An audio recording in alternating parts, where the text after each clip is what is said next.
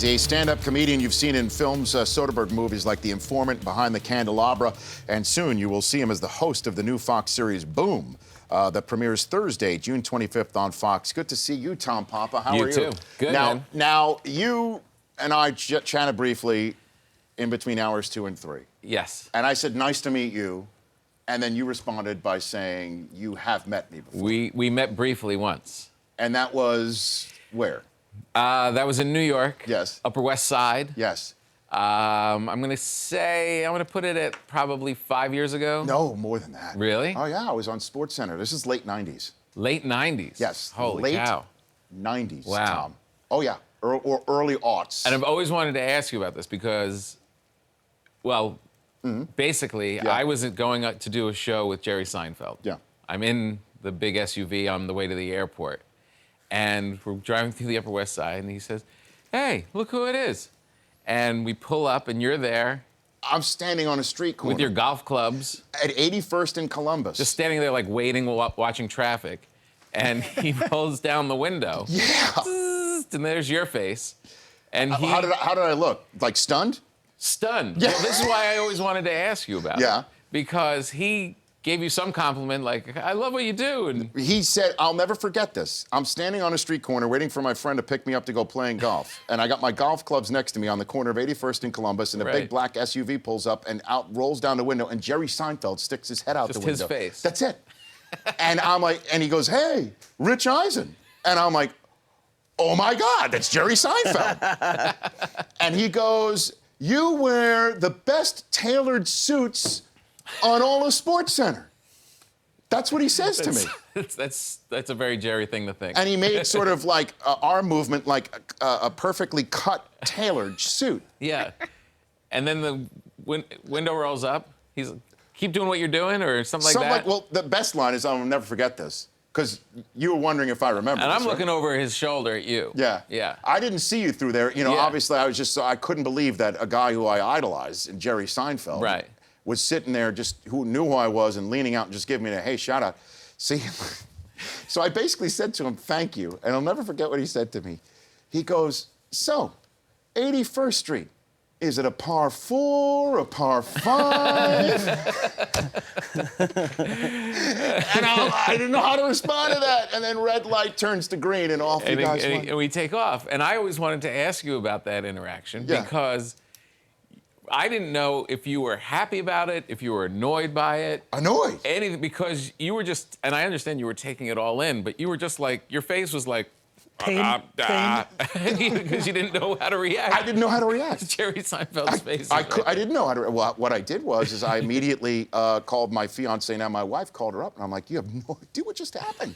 I'm just, because I'm sitting there pissed. The guy's late to pick me up. It's 20 minutes. You know, I got to drive out to New Jersey to go play golf. It's such a funny thing when you see a guy with golf clubs anyway in New York. Yeah. It's always a bizarre thing. Like, 81st Street, is it a par 4 or a par 5? Oh my gosh. so Tom, you called your wife immediately? I did. I mean, and I know you've been friends with Jerry for a long time, Yeah, right? yeah. You must Great see guy. people just reacting that way all the Yeah, time. I mean, that scenario happens a lot where Jerry talks to people and I'm looking out like this over his shoulder and just capturing like how they handle it. Yeah, it's pretty great. I can't believe you were in the car that day. Yeah. That is wild. Yeah. I'm here with Tom Papa here on the Rich Eisen Show, at Tom Papa on Twitter. So I know Jerry's a Met fan. You're a Yankee fan. I'm a Yankee fan, Okay, yeah. so how'd you grow up? You just grew up a Yankee fan? Is that My right? grandfather was a big-time Yankee fan, and you know, he grew up, you know, Second World War, that whole era, and you know, he saw all of it. He was there, you know, DiMaggio and the whole thing, and Sure. so he just was like, that's it. He just made me a Yankee fan, Right. Which was great, you know, as a kid. You know, I caught like the end of like Reggie Jackson, the little era is when I was starting to really kind of get it, and then went through like, you know, The dark years. yeah, the dark years, the Stump Mattingly, Merrill Winfield. years. I know. Yeah. The Don Mattingly years. I know. Where Don gets to a playoff game, hits a home run. That was the Seattle series where they lost, and then he retires for the tour years to hit. Yeah. What a shame. And then I know, he just missed it. And it was, yeah, those were kind of, and it was, those guys were so good that it just gave you enough hope to kind of hang in there. I know. I remember going to the stadium once and with my grandfather, and it was just empty. Like no one was around, and I was like, I really wanted to like the Yankees, but I was kind of a kid. I was kind of like in and out because they were always losing. And I put my soda down, and I tried to get autographs and stuff. And I came back and took a drink. Someone had put rocks in my soda. I was like, but that thing as a kid, you don't want to say anything out loud. Who brings rocks to Yankee Stadium? I don't. Yeah, just You know what dirt. I mean? I know. What's this all about? They were just so bored. The team was so bad. They were just dumping beer on each other for fun. My friends and I, we would get general admission seats, which is like the last 5 rows of the stadium. Spend just a few bucks to get in, and then we would have run of the place. Yeah, but then you got to go through the whole Jeter years, which was like the most amazing thing in sports. I mean, to be a Yankee fan during those years is just crazy. Yeah, the Torrey, Jeter, Bernie. Oh my God. Years. It was so What do you think about magical. right now, though, Tom? What do you think about I don't know what to make of the current Yankees. Well, they're doing great. You know, they're in first place, but I don't know them. I really don't. You know, I'm constantly, a pitcher comes out and you're like, who's this guy? And they don't, you know, it's a little, you know, I was at Jeter's last home run, which was like 3 games before the end. It was his last home run. And it's just so magical. I mean, it really was magical, that whole run. Think about it, too, Tom, as we're here with the host of Boom, which we'll talk about in a moment. Think about it in this day and age, you're on social media, that never heard anything about Jeter. Nothing. Zero. Nothing. Like not even a whisper of a hint of anything in this day and age of long-time listeners, first-time callers, so many different ways, right? So perfect. I mean, so perfect. And I remember sitting there at that last game that I saw of Jeter's, and we were there on the third base side. Yes. I actually, with my friend, called that home run. Or like, how great would this be if he hit a home run? This place would go nuts. And then he popped it. Boom. It was just like, all so great. And I said, you know, next year, he's going to be gone, and A-Rod's going to be at third, and you're going to be learning all these other guys' names. And what's that going to be like? And it is so bizarre, like, to have him be so perfect and go through all those great moments, and you can celebrate all of it, and now be in this weird, like, other universe where A-Rod's technically achieving these benchmarks, and you can't really celebrate, and the Yankees don't even like make a big deal out of it. Yeah. It's such a different feel. Yeah, I know. And if I told you, just to bring it all full circle, that throughout the Jeter years, as we're sitting there rooting for him, and just know that we are watching a magical run for the ages that we'll tell our kids about. Yeah. Right? That when he finally left, that a guy named Didi Gregorius would be the guy to sit in.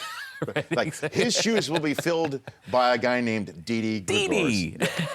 You know what I mean? Right, and next up is Didi. That's right. Oh. No relation to Khan. You know, I mean, like where does this come from? But hey, they are doing well. They are doing well, and they're you know, Girardi's, you know, he's good. He kind of cobbles together.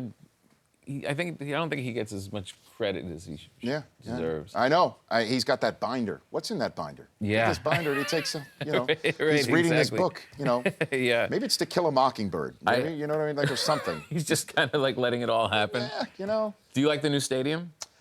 You know what? Still the new stadium. It'll never be the same. No. It'll never, because the other one is a spot. Let's put it this way. I don't think anybody's bringing rocks to the current stadium. No one's you know what I mean? torturing little kids and being accepted by other grown-ups.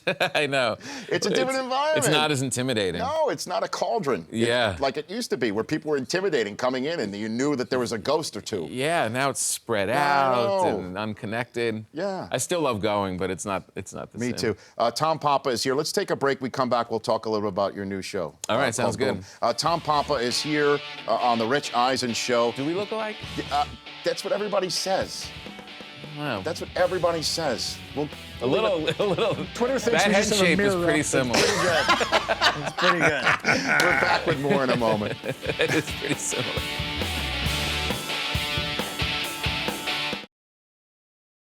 Welcome back to the Rich Eisen Show. Everyone here loves Dollar Shave Club. Go to dollarshaveclub.com and pick one of their 3 great razors. It's high-quality stuff, and the club makes a great Father's Day gift. Give Dad the gift that keeps on shaving. Get him a gift card at dollarshaveclub.com. Chris Brockman, read off for Tom Papa the items up for bid on richeisenshow.com's poll question today. Which nickname for Matthew Dellavedova do you like best? Matthew Lockdown of Adova? Is the defender. Yep. Matthew N1 of Adova? Yeah. Okay. Matthew Dove on the Floor? Yeah, because he likes to do that. Matthew Cramp Up of Adova? Yeah, because he had IV after the game. Or Matthew, reserve tank of Adova? Because LeBron said he's got a little reserve tank. What do you think? It's between the floor and the reserve tank. Ooh, what do you got? I'm going with the floor. There you go. Matt dove on the floor. Dove on the floor. All right, one vote Has for been the been leading all day. Yeah. Mike Breen said that one too. Yeah, and it Yeah. still leads 50% for dove on the floor. America speaking. Yeah. America speaking. And America will soon get a load of you as a game show host. Again, Tom Pop, I know you've That's done this right. before. I've hosted. You have hosted game shows before, but not quite like Boom. No. Which is about essentially what? I give you the floor. It's like it's a quiz show, like Millionaire kind of a thing. But as you're answering the questions, you're standing in front of this giant Wile E. Coyote-looking slime bomb. Yes. And each of the wires represents an answer. So as you're answering the question, you have to cut the right wire and defuse the bomb.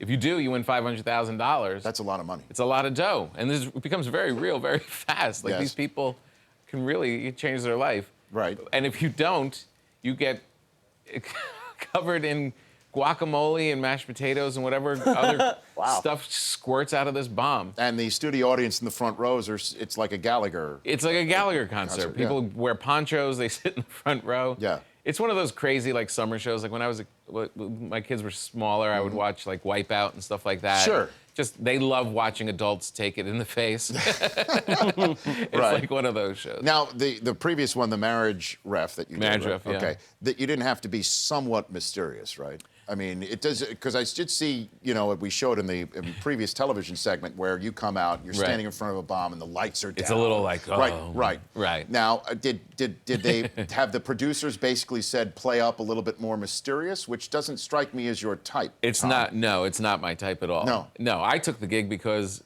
I'm a comedian, and it seemed like a good starting point having people have stuff blow up in their face and they're covered in green glue, goo. I can easily make jokes off of that. Yeah, that's true.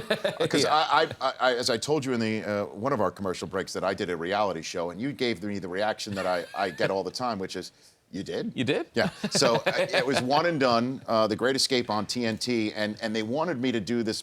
They would put me in like bomber jackets, and want me to do this mysterious thing, like I'm scaring people. I don't have that. You don't have that gene. I get a lot of that. Great, Rich, great take. Now, let's do it one more time. Yeah. And they'd mess with the background and make it seem like it really wasn't my fault while we're doing it again. Right, exactly. I know.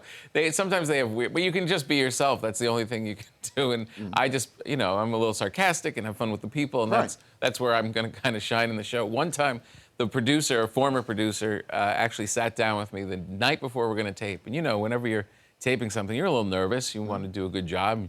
You're hoping you can stand out in some way. And he literally sat down and said, "I'm wondering what we can do. What's the one missing thing? Yeah. Get people really excited. There's something there. What if we shaved your head down to the shape of a bomb?"